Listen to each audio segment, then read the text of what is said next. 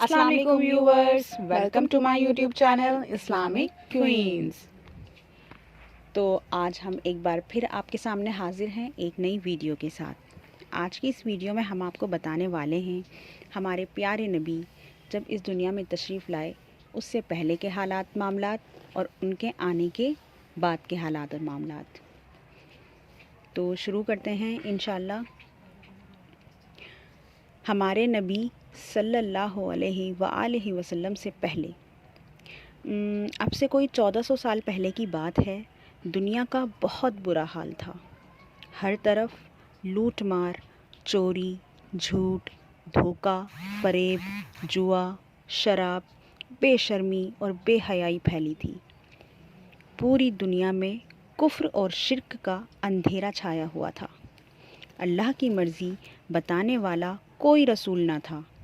رسول سب جا چکے تھے، دنیا والے گمراہ ہو گئے تھے، اللہ کے باغی بن گئے تھے، رسولوں کی تعلیم بھلا بیٹھے تھے، اللہ کا راستہ چھوڑ چکے تھے، اپنی منمانی کرتے یا اپنے جیسے آدمیوں کا حکم مانتے یا خاندان اور برادری کے رسم و رواج پر چلتے۔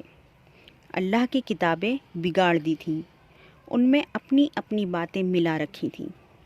لوگ پتھر کے بت بنا کر پوجتے، دیوی دیوتاؤں کو پوجتے تھے، ان کے نام پر جانور ذبح کرتے، منت مانتے، چڑھاوے چڑھاتے، پیڑ، پہاڑ، ندی، نالے، جاندار اور بے جان سب ان کے معبود بنے ہوئے تھے۔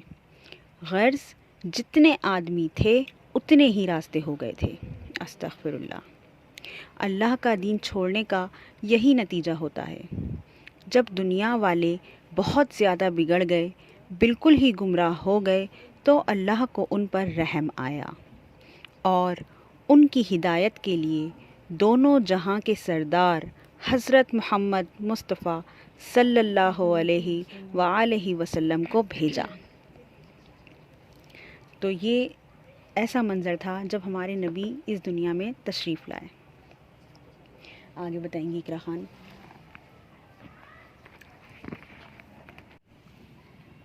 ہمارے نبی حضور محمد صلی اللہ علیہ وسلم کی پیدائش۔ پیارے رسول اللہ صلی اللہ علیہ وسلم ربیع الاول کے مہینے کے مطابق 571 عیسوی کو شنبہ یعنی پیر کے روز پیدا ہوئے۔ یہ تاریخ انسانیت کا سب سے مبارک دن تھا۔ سبحان اللہ۔ آپ صلی اللہ علیہ وسلم شہر مکہ میں پیدا ہوئے۔ مکہ عرب دیش کا ایک مشہور شہر ہے۔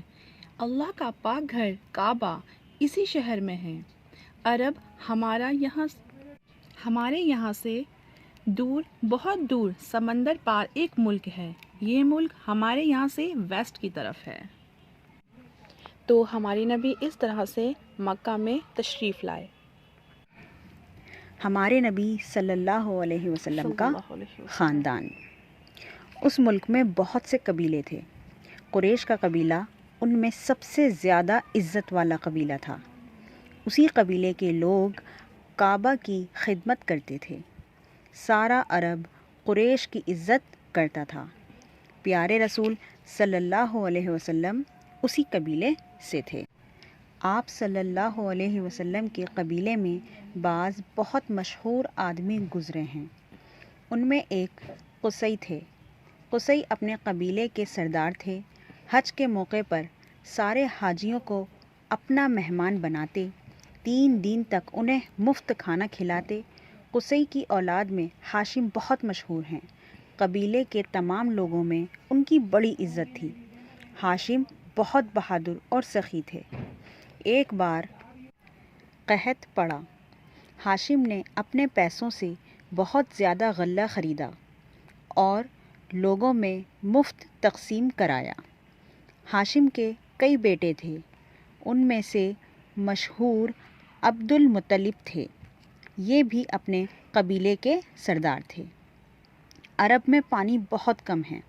مکہ والوں کے لیے زمزم کا کنواں اللہ تعالیٰ کی بہت بڑی نعمت ہے، مگر ایک عرصے سے وہ مٹی سے بھر کر زمین کے برابر ہو گیا تھا۔ کسی کو یہ خبر نہ تھی کہ وہ کہاں ہے۔ عبد المطلب نے کوشش کر کے پتہ لگایا، بڑی محنت سے اسے صاف کرایا۔ مکہ والوں کو پانی کی آسانی ہو گئی۔ اس احسان کی وجہ سے مکہ کے لوگ ان کی بڑی قدر کرتے تھے۔ عبد المطلب کے کئی بیٹے تھے، ان میں سب سے چھوٹے اور چہیتے عبداللہ تھے۔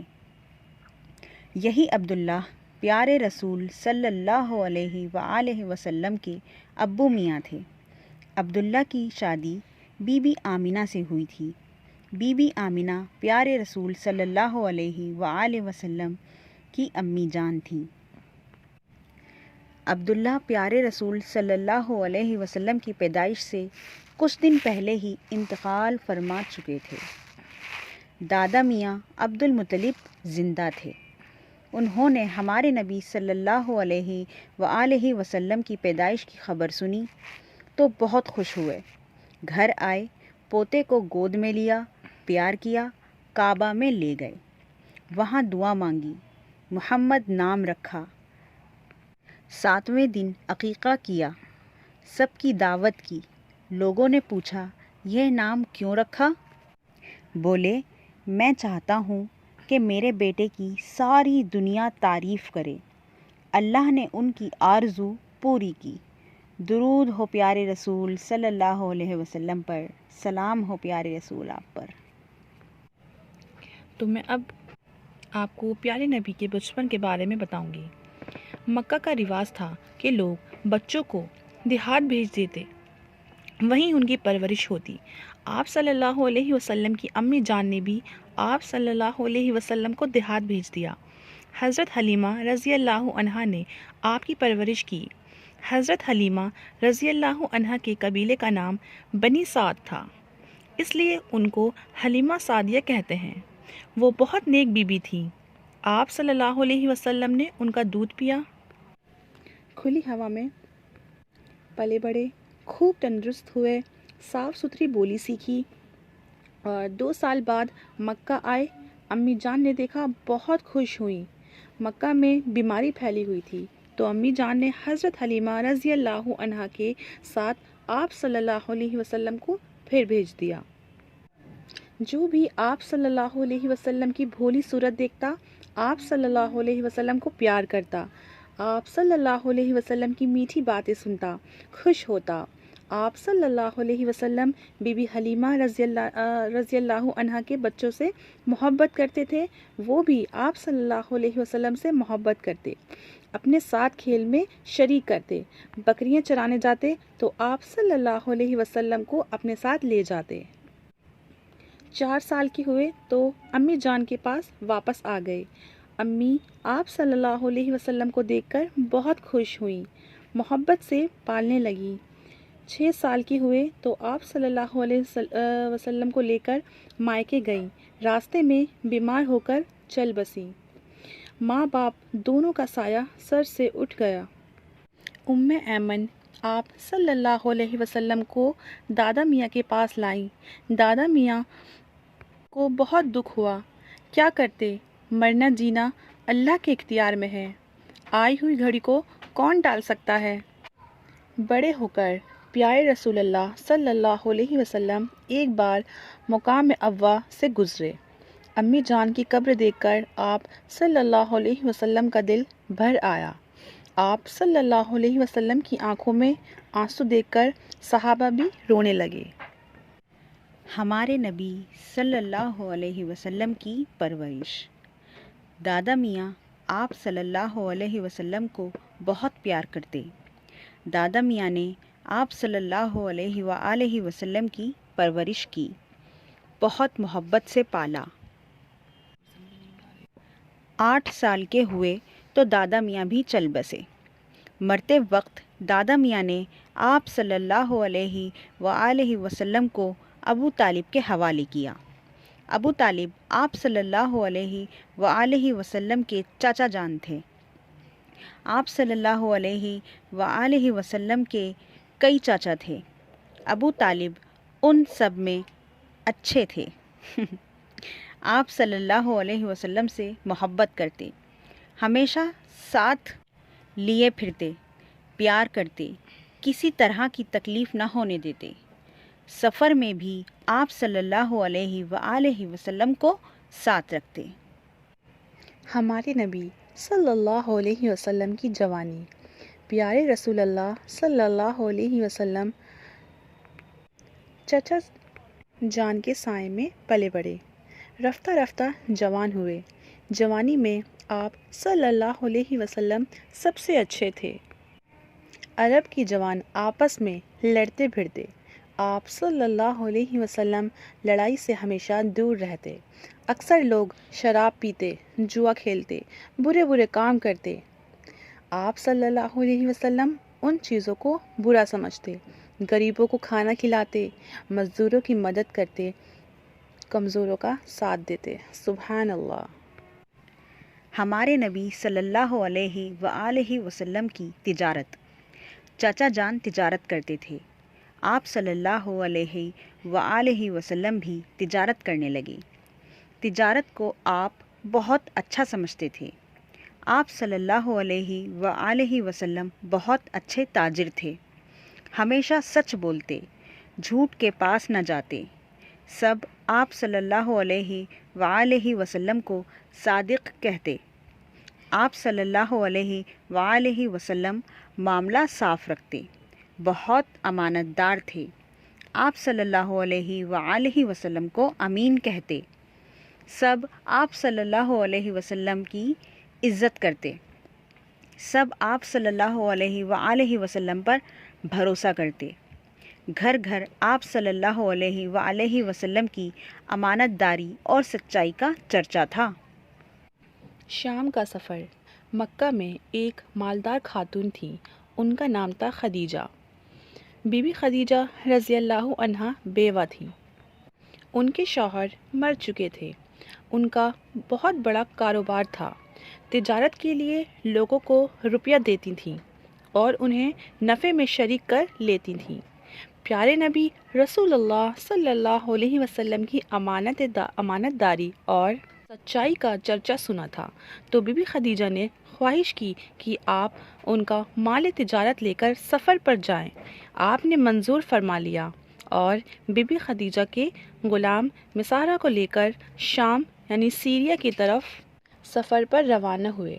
آپ نے بڑی محنت، عقل مندی اور سچائی سے کام کیا۔ سبحان اللہ۔ ہمارے نبی صلی اللہ علیہ وآلہ وسلم کا نکاح۔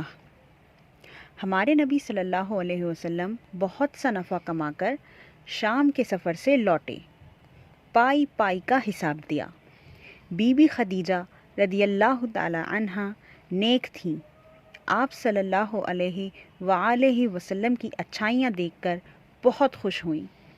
پھر میسرہ غلام نے بھی آپ صلی اللہ علیہ وسلم کی ایمانداری، نیکی، لوگوں کے ساتھ ہمدردی اور محبت کا آنکھوں دیکھا حال بیان کیا۔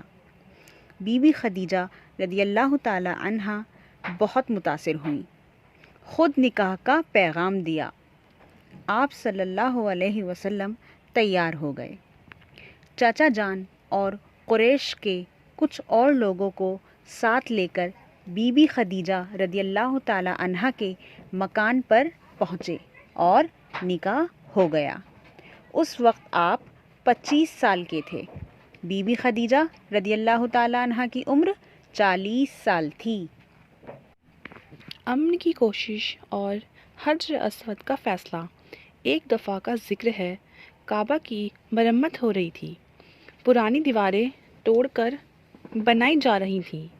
ایک دیوار میں حجر اسود لگا ہوا تھا، یہ ایک کالا پتھر تھا۔ یہ پتھر حضرت ابراہیم علیہ السلام کی یاد کے لیے تھا۔ سب اس کو متبرک سمجھتے تھے۔ جب دیوار میں اس پتھر کو چننے کا وقت آیا تو آپس میں جھگڑے ہونے لگے۔ ہر شخص یہ چاہتا تھا کہ یہ متبرک پتھر میں لگاؤں۔ آخر طے ہوا کہ جو شخص کل صبح سب سے پہلے کعبہ میں آئے اسی کا فیصلہ مان لیا جائے گا۔ اللہ کا کرنا ایسا ہوا کہ دوسرے دن سب سے پہلے پیارے رسول اللہ صلی اللہ علیہ وسلم ہی کعبہ میں تشریف لائے۔ سب کو آپ صلی اللہ علیہ وسلم پر بھروسہ تھا۔ سب نے آپ صلی اللہ علیہ وسلم کو فیصلہ مان لیا۔ آپ صلی اللہ علیہ وسلم نے بڑا اچھا فیصلہ کیا۔ ایک چادر لی، اس میں حجر اسود کو رکھا اور ہر قبیلے کے سردار کو ایک ایک کنارہ پکڑنے کو کہا۔ سب نے مل جل کر اٹھایا۔ جب پتھر وہاں تک لے آئے جہاں اسے رکھنا تھا، آپ صلی اللہ علیہ وسلم نے اسے اٹھا کر دیوار میں لگا دیا۔ اس طرح ہر قبیلے کو اس کام میں شریک ہونے کا موقع مل سکا۔ آپ نبی ہوتے ہیں۔ مکہ کے قریب ایک پہاڑی تھی۔ اس پہاڑی کا نام ہیرا تھا۔ پہاڑی میں ایک غار تھا۔ آپ صلی اللہ علیہ وسلم غار ہیرا میں جاتے، ستو پانی ساتھ لے جاتے، کئی دن تک وہاں تنہا رہتے، اللہ تعالیٰ کی عبادت کرتے، لوگوں کی بھلائی کی تدبیریں سوچتے، برائیوں کو مٹانے اور نیکیوں کو پھیلانے کے راستے ڈھونڈتے۔ جب ستو پانی ختم ہو جاتا تو پھر گھر آتے، ستو پانی لیتے اور لوٹ جاتے۔ عمر کے 40ویں سال جب کہ آپ غار ہرا میں تشریف فرما تھے، اللہ کے قاصد حضرت جبرائیل علیہ السلام اللہ کا کلام لے کر آئے، جس کو وحی کہتے ہیں۔ حضرت جبرائیل علیہ السلام نے آپ کو بشارت دی کہ آپ اللہ کے رسول ہیں۔ پھر کہا، پڑھیے۔ عرب میں اس وقت پڑھنے پڑھانے کا رواج کم تھا، اس لیے حضور صلی اللہ علیہ وسلم بھی لکھنا پڑھنا نہیں جانتے تھے۔ آپ نے فرمایا، میں پڑھا ہوا نہیں ہوں۔ حضرت جبرائیل علیہ السلام نے آپ کو سینے سے لگا کر بہت زور سے دبایا اور کہا، پڑھیے۔ آپ نے فرمایا، بھائی مجھے پڑھنا نہیں آتا۔ حضرت جبرائیل علیہ السلام نے 3 مرتبہ دبایا اور چھوڑا، اور ہر بار یہی کہتے تھے کہ پڑھیے، اور حضور صلی اللہ علیہ وسلم برابر یہی فرماتے کہ میں پڑھنا نہیں جانتا۔ آخر حضرت جبرائیل علیہ السلام نے کہا، پڑھیے، اقرأ بسم ربک الذی خلق۔ اس وحی کا نازل ہونا تھا کہ حضور صلی اللہ علیہ وسلم پر رسالت کا بوجھ پڑ گیا اور آپ خوف و ہیبت سے کانپ اٹھے، اور ہے بھی یہ بات کہ سینکڑوں برس کے گمراہوں کو راہ پر لگانا اور سینکڑوں بتوں کے پجاریوں کو اللہ کا خالص بندہ بنانا آسان کام نہیں ہے۔ آپ گھبرائے ہوئے گھر تشریف لائے اور اپنی سچی ہمدرد بیوی سے تمام واقعہ بیان کیا۔ بی بی خدیجہ رضی اللہ تعالی عنہ نے دھارس بندائی، بولی، آپ گھبراتے کیوں ہیں؟ اللہ آپ کو ضائع نہ ہونے دے گا۔ اللہ آپ کو ضائع نہ ہونے دے گا۔ آپ نیکی کرتے ہیں، صدقہ دیتے ہیں، غریبوں کی مدد کرتے ہیں، یتیموں بیواؤں کو سہارا دیتے ہیں، مہمانوں کی خاطر کرتے ہیں، لوگوں کا بوجھ اٹھاتے ہیں، دکھیوں کو سہارا دیتے ہیں۔ آپ کو کس چیز کا ڈر ہے؟ تو میری بہنوں، اس طرح سے وحی نازل ہوئی تھی۔ اس طرح سے ہمارے نبی اتنا زیادہ پریشان ہو گئے تھے، اتنا زیادہ ڈر سے سہم گئے تھے، کانپ گئے تھے، اور وہ کس کے پاس گئے؟ اپنی ہمدرد، اپنی بیوی کے پاس۔ تو آگے پتہ کرتے ہیں۔ اللہ کا پیغام۔ جب حضرت جبریل علیہ السلام اللہ کا پیغام لے کر آئے تو آپ صلی اللہ علیہ وسلم نے پہنچانا شروع کیا۔ آپ صلی اللہ علیہ وسلم لوگوں سے کہتے، اللہ ایک ہے، وہی سب کا خالق ہے، رازق ہے اور حاکم ہے، اسی کا حکم مانو، اسی کی عبادت کرو، میں اللہ کا رسول ہوں، میری پیروی کرو، برائیوں سے بچو، بھلے کام کرو، اللہ تم سے خوش ہوگا۔ رہنے کو جنت دے گا، برے آدمیوں سے اللہ ناراض ہوگا، بہت ہی سخت سزا دے گا۔ اللہ اکبر۔ اب آگے کیا ہوا؟ اب آگے بتائیں گے پہلے ایمان لانے والے، ٹھیک ہے؟ تو جو نیک لوگ آپ کی بات مان گئے، حضرت ابو بکر صدیق رضی اللہ تعالی عنہ آپ صلی اللہ علیہ وآلہ وسلم کے گہرے دوست تھے۔ مردوں میں سب سے پہلے وہ ایمان لائے۔ حضرت خدیجہ رضی اللہ تعالی عنہ آپ کی نیک بیوی تھی۔ عورتوں میں سب سے پہلے وہ ایمان لائیں۔ حضرت علی رضی اللہ تعالی عنہ آپ کے چچا زاد بھائی تھے۔ لڑکوں میں سب سے پہلے وہ ایمان لائے۔ حضرت زید رضی اللہ تعالی عنہ آپ کے غلام تھے۔ غلاموں میں سب سے پہلے وہ ایمان لائے۔ یہ چاروں بہت نیک تھے۔ آپ صلی اللہ علیہ وآلہ وسلم کے ساتھ رہتے تھے۔ آپ صلی اللہ علیہ وآلہ وسلم کی اچھائیوں سے واقف تھے۔ سنتے ہی سچ جانا، فوراً ایمان لے آئے۔ اللہ تعالیٰ ان سب سے راضی ہو۔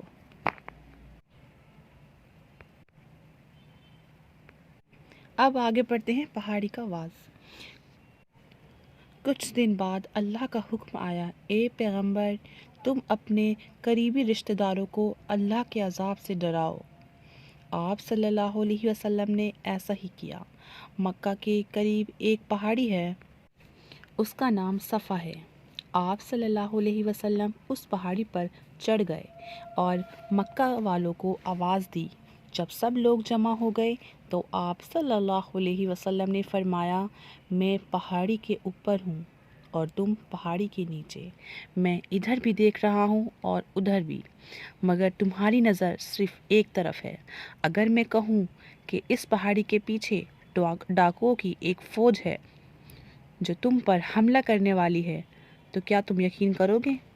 سب نے ایک زبان ہو کر کہا، بے شک آپ اوپر ہیں، ہر طرف دیکھ رہے ہیں، آپ صادق ہیں، آمین ہیں، آپ کبھی جھوٹ نہیں بول سکتے، ہم آپ کی بات پر ضرور یقین کریں گے۔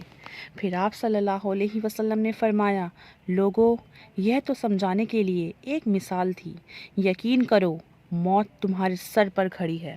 اللہ اکبر۔ تمہیں ایک دن مرنا ہے، مر کر اللہ کے پاس جانا ہے، اپنے کیے کا بدلہ پانا ہے۔ اگر تم ایمان لا کر نیک نہ بن گئے تو تم پر سخت عذاب نازل ہوگا۔ تم صرف دنیا کو دیکھ رہے ہو اور میں آخرت کو بھی دیکھ رہا ہوں۔ مکہ والوں نے آپ صلی اللہ علیہ وسلم کا واز سنا۔ کتنی سچی باتیں تھیں۔ پیارے نبی رسول اللہ صلی اللہ علیہ وسلم نے کتنے اچھے ڈھنگ سے سمجھایا تھا۔ سب آپ صلی اللہ علیہ وسلم کو سچا جانتے تھے مگر اس سچی بات پر یقین نہ کیا۔ آپ صلی اللہ علیہ وسلم کو برا بھلا کہنے لگے۔ برا بھلا کہنے والوں میں آپ کے چچا ابو لہب سب سے آگے تھا، اور وہ بولا، کیا تم نے ہمیں صرف اسی لیے بلایا تھا؟ اللہ اکبر۔ تو ہمارے نبی کو اتنی زیادہ مشکلات کا سامنا کرنا پڑا۔ تو آگے دیکھتے ہیں، اللہ کا دین پھیلتا رہا۔ اللہ کا دین آہستہ آہستہ پھیلتا رہا۔ کافر پریشان تھے، کیا کریں، کیسے حق کی راہ کو روکیں۔ محمد صلی اللہ علیہ وآلہ وسلم اکیلے ہیں، تھوڑے سے ساتھی ہیں، بے یار و مددگار ہیں، پھر بھی لوگ ان کی طرف کھنچ رہے ہیں۔ باپ دادا کا دین مٹ رہا ہے۔ سب مل کر ابو طالب کے پاس گئے، بولے، ابو طالب، سارے خاندان کی عزت خاک میں مل رہی ہے، بھتیجے کو روکیے، ہمارے آپ کے معبودوں کو جھٹلا رہے ہیں، ان کا کہنا ہے کہ عبادت کے لائق صرف ایک اللہ ہے، ہم سب نادان ہیں کہ لات و منات کی پوجا کر رہے ہیں، اب پانی سر سے اونچا ہو رہا ہے۔ ابو طالب نے کسی طرح ان سے پیچھا چھڑایا۔ پیارے رسول صلی اللہ علیہ وآلہ وسلم اپنا کام کرتے رہے، دین پھیلاتے رہے۔ کافر پھر ابو طالب کے پاس آئے، ڈرایا دھمکایا، جان کا خوف دلایا۔ ابو طالب سوچ میں پڑ گئے، بھتیجے کو بلایا اور کہا، بیٹے مجھ پر اتنا بوجھ نہ ڈالو۔ پیارے رسول صلی اللہ علیہ وسلم ذرا نہ گھبرائے، بولے، چچا جان یہ کام تو اللہ کا ہے، وہ میری مدد کرے گا۔ اگر یہ لوگ میرے ایک ہاتھ میں سورج اور دوسرے ہاتھ میں چاند لا کر رکھ دیں تب بھی میں اس کام سے باز نہ آؤں گا۔ سبحان اللہ۔ یہ کہہ کر آنسو جاری ہو گئے۔ ابو طالب بھی متاثر ہوئے اور بولے، جاؤ بیٹا اطمینان سے اپنا کام کرتے رہو، میں تمہیں ظالموں کے ہاتھ میں نہ دوں گا۔ حبشہ کی ہجرت۔ کافر برابر مسلمانوں کو ستاتے رہے، طرح طرح کے دکھ دیتے رہے۔ پیارے رسول اللہ صلی اللہ علیہ وسلم کو ستایا۔ پیارے رسول اللہ صلی اللہ علیہ وسلم کے پیارے ساتھیوں کو ستایا گیا۔ جب پانی سر سے اونچا ہو گیا، قرآن پڑھنا، اللہ کی عبادت کرنا، دین پر چلنا، دوسروں کو دین کی باتیں بتانا سب دوبر ہو گیا تو آپ صلی اللہ علیہ وسلم نے مسلمانوں سے فرمایا، پیارے ساتھیوں، تم نے دین کے لیے بہت دکھ سہے ہیں، اب جو چاہے ہو جائے، اب جو چاہے ملک کے حبش چلا جائے۔ حبش کا بادشاہ نجاشی ہے، نجاشی بہت نیک ہے، وہاں کوئی روک نہیں ہے، آزادی سے دین پر عمل کر سکو گے، دین پھیلانے کا بھی موقع ملے گا۔ ٹھیک اسی طرح بہت سے مسلمان گھر بار چھوڑ کر حبشہ چلے گئے، کافروں کے ظلم سے تنگ آ کر وطن چھوڑ دیا، دین کی خاطر دوسرے ملک میں جا بسے، اسی کو ہجرت کہتے ہیں۔ مگر کافروں نے اب بھی چین سے سانس لینے نہیں دیا، پیچھا کرتے کرتے حبشہ پہنچے، نجاشی سے شکایت کی اور مسلمان دربار میں بلائے گئے۔ حضرت علی رضی اللہ عنہ کے بھائی حضرت جعفر رضی اللہ عنہ تھے۔ حضرت جعفر رضی اللہ عنہ مسلمانوں کے سردار تھے۔ انہوں نے نجاشی کے دربار میں ایک تقریر کی، تقریر بہت اچھی تھی۔ حضرت جعفر رضی اللہ تعالی عنہ کی تقریر۔ حضرت جعفر رضی اللہ تعالی عنہ نے فرمایا، اے بادشاہ، ہم نادان تھے، جاہل تھے، بت پوجتے تھے، مردار کھاتے تھے، بدکاری کرتے تھے، آپس میں لڑتے تھے، امیر غریب پر ظلم کرتے تھے، نہ مہمانوں کی عزت ہوتی، نہ پڑوسیوں کی، نہ ہی اچھا برتاؤ ہوتا تھا، بھائی بھائی سے لڑتا، طاقتور کمزور کو ستاتا۔ اللہ کو ہم پر رحم آیا، ہم میں ایک رسول بھیجا، ہم سب اس سے واقف تھے، وہ بہت ہی نیک تھا، اس نے سیدھی راہ دکھائی، آپس میں محبت کرنا سکھایا، اس نے ہمیں سمجھایا کہ ہم بت پوجنا چھوڑ دیں، اللہ کی عبادت کریں، سچ بولیں، وعدہ پورا کریں، برائیوں سے بچیں، گناہوں سے دور رہیں، یتیموں کا مال نہ کھائیں، ظلم سے باز آ جائیں، آپس میں مل جل کر رہیں۔ ہم نے اسے نبی جانا، اللہ کا رسول مانا، اس کی باتوں پر عمل کیا۔ ہماری قوم ہماری دشمن بن گئی، ہمیں ستانے لگی، اس لیے ہم اپنا وطن چھوڑ کر یہاں چلے آئے۔ نجاشی نے حضرت جعفر رضی اللہ تعالی عنہ کی تقریر سنی، تقریر بہت اچھی تھی، بڑے غور سے سنا، ان کی باتوں کا اثر لیا، ان سے قرآن شریف سنا، قرآن شریف سن کر رونے لگے، کافروں کو نکلوا دیا، مسلمانوں کے ساتھ اچھا برتاؤ کیا، کچھ دن بعد خود بھی مسلمان ہو گئے، اللہ کی رحمت ہو ان پر۔ پیارے رسول صلی اللہ علیہ وآلہ وسلم نے ہجرت نہیں کی، آپ صلی اللہ علیہ وآلہ وسلم حبشہ نہیں گئے، مکہ میں جمے رہے، دکھ سہتے رہے، اللہ کی طرف بلاتے رہے۔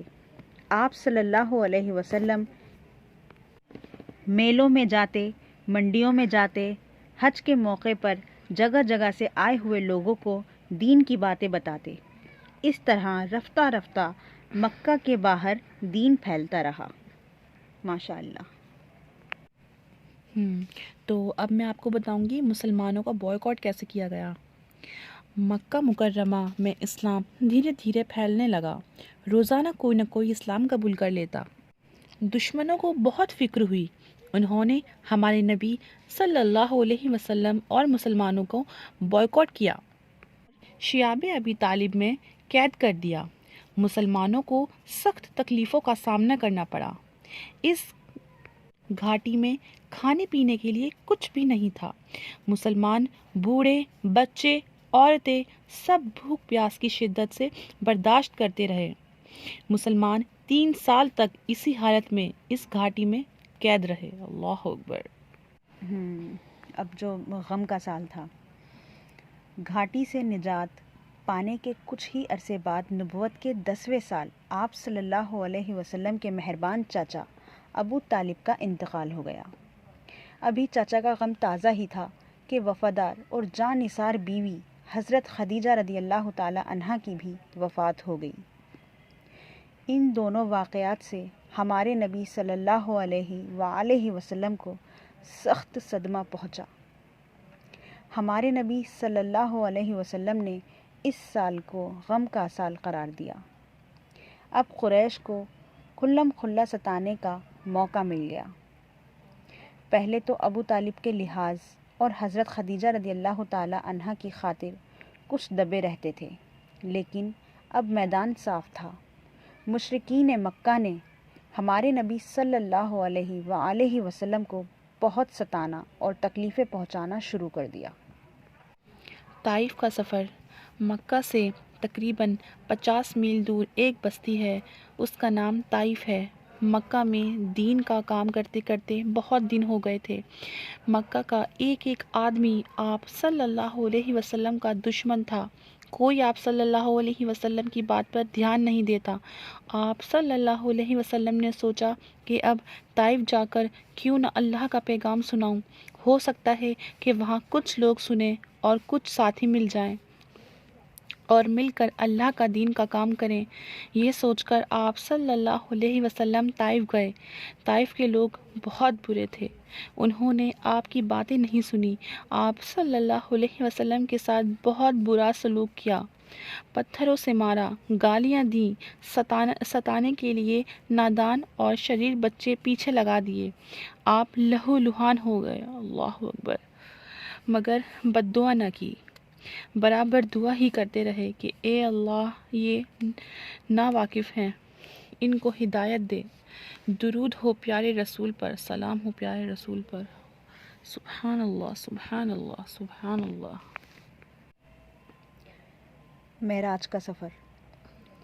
ہمارے نبی صلی اللہ علیہ وآلہ وسلم طائف سے واپس مکہ تشریف لائے اور مکہ میں پھر تبلیغ کرنے لگے۔ مسلسل تکلیفوں کے بعد اللہ کی طرف سے آپ پر ایک انعام ہوا اور معراج کا عظیم الشان واقعہ پیش آیا۔ نبوت کو 10 سال گزر چکے تھے۔ ایک رات ہمارے نبی صلی اللہ علیہ وآلہ وسلم اپنے چچا زاد بہن ام ہانی کے گھر آرام فرما رہے تھے کہ حضرت جبرائیل علیہ السلام آئے اور آپ کو معراج کی خوشخبری سنائی۔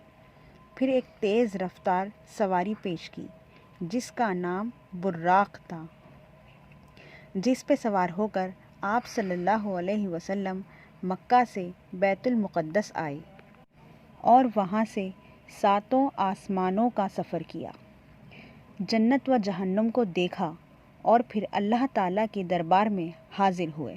ماشاء اللہ۔ وہاں پر صلی اللہ علیہ وسلم کو 5 نمازوں کا تحفہ ملا۔ پھر آپ صلی اللہ علیہ وسلم اسی سواری سے واپس مکہ تشریف لائے۔ مدینہ منورہ کی ہجرت۔ مدینہ منورہ عرب کا ایک مشہور شہر ہے۔ یہ مکہ مکرمہ سے تقریباً 455 کلومیٹر کے فاصلے پر ہے۔ مدینے میں رہنے والے کچھ لوگ بت پرست اور کچھ یہودی تھے۔ بت پرستوں کو دو بڑے خاندان اوس و خزرج تھے۔ مدینہ کے لوگ ہر سال حج کے لیے مکہ جاتے، پیارے رسول اللہ صلی اللہ علیہ وسلم ان سے ملتے اور چھپکے چھپکے دین کی باتیں بتاتے۔ مدینہ کے لوگ نیک تھے، وہ پیارے رسول اللہ صلی اللہ علیہ وسلم کی باتیں دھیان سے سنتے، ان میں سے بہت سے مسلمان ہو گئے۔ اس طرح اللہ کا دین مدینے پہنچا۔ مکہ میں دین کی باتیں پہنچاتے پہنچاتے آپ صلی اللہ علیہ وسلم کو 13 سال ہو گئے، اور مکہ والوں نے آپ صلی اللہ علیہ وسلم کو ستایا۔ جب ان میں حضور صلی اللہ علیہ وسلم کی باتیں سننے والا کوئی بھی نہ رہا، الٹے جان کے در پہ ہو گئے، تو اللہ تعالیٰ نے آپ کو حکم دیا کہ اب مدینے کو ہجرت کر جائیے۔ بہت سے مسلمان مدینے کو ہجرت کر چکے تھے۔ ایک رات کافروں نے طے کیا، توبہ توبہ، پیارے رسول اللہ صلی اللہ علیہ وسلم کو جان سے مار دیا جائے، اس نور کو ہمیشہ کے لیے بجھا دیا جائے۔ بدبختوں نے یہ ترکیب سوچی کہ ہر قبیلے کا ایک ایک آدمی جمع ہو اور پیارے رسول اللہ صلی اللہ علیہ وسلم کا کے گھر گھیر لے، اور جب آپ صلی اللہ علیہ وسلم گھر سے نکلیں تو سب ایک ساتھ آپ صلی اللہ علیہ وسلم پر حملہ کر دیں، آپ صلی اللہ علیہ وسلم کو جان سے مار دیں۔ اللہ تعالیٰ نے آپ صلی اللہ علیہ وسلم کو اس سازش کی خبر دے دی۔ آپ نے اپنے بستر پر حضرت علی رضی اللہ عنہ کو سلا دیا تاکہ وہ آپ صلی اللہ علیہ وسلم کے پاس رکھی ہوئی امانتیں لوگوں کو پہنچا دیں، اور آپ صلی اللہ علیہ وسلم قرآن شریف کی آیتیں پڑھتے ہوئے گھر سے نکلے۔ مٹھی میں کچھ کنکریاں بھر کر ان کی طرف پھینکی، اور اللہ تعالیٰ نے ان کی آنکھوں پر پردہ ڈال دیا، اور پیارے رسول اللہ صلی اللہ علیہ وسلم کو کوئی بھی نہ دیکھ سکا۔ آپ صلی اللہ علیہ وسلم کے سچے دوست حضرت ابو بکر رضی اللہ عنہ بھی آپ صلی اللہ علیہ وسلم کے ساتھ ہو کر نکلے، اور دونوں مل کر مدینے کی طرف روانہ ہوئے۔ راستے میں ایک غار ہے، غار ثور، اس میں دونوں چھپ گئے۔ کافروں نے پیچھا کیا، دور دور جاسوس بھیجا، ایک کافر تو غار کے منہ پر پہنچا۔ حضرت ابو بکر رضی اللہ عنہ فکر مند ہوئے۔ پیارے رسول اللہ صلی اللہ علیہ وسلم نے کہا، ڈرو نہیں، اللہ ہمارے ساتھ ہے۔ اللہ نے اس کافر کی مت مار دی، اور آپ صلی اللہ علیہ وسلم کو وہ نہ دیکھ سکا۔ 3 دن کے بعد آپ صلی اللہ علیہ وسلم مدینہ منورہ کو روانہ ہوئے۔ مدینہ کے لوگ کئی دن سے برابر آپ صلی اللہ علیہ وسلم کا انتظار کر رہے تھے۔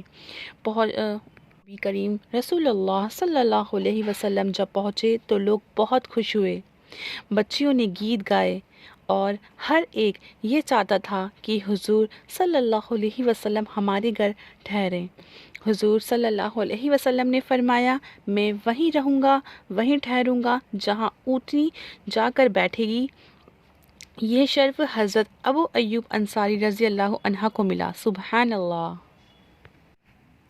جی، تو یہ تھی ویڈیو جس میں آج ہم نے آپ کو بتایا کہ کیسے ہمارے نبی تشریف لائے، اور کب، کہاں، کیسے، کتنی مشکلوں کے باوجود، کتنی زیادہ ظلم سہ کر انہوں نے ہم تک مذہب دین پہنچایا۔ اور ویڈیو اچھی لگے تو پلیز لائک ضرور کیجیے گا، اور کمنٹس کے ذریعے ضرور بتائیے گا کہ آپ کو یہ ویڈیو کیسی لگی، ٹھیک ہے؟ اور جو ہمارے چینل پہ نئے ہیں وہ چینل کو سبسکرائب کر لیجئے، بیل آئیکن کو پریس کر کے، تاکہ روز آنے والی ویڈیوز کی نوٹیفیکیشن آپ کو بالکل ٹائم پہ مل جائے۔ خدا حافظ۔ ملتے ہیں نیکسٹ ویڈیو میں۔ خدا حافظ۔ اللہ حافظ۔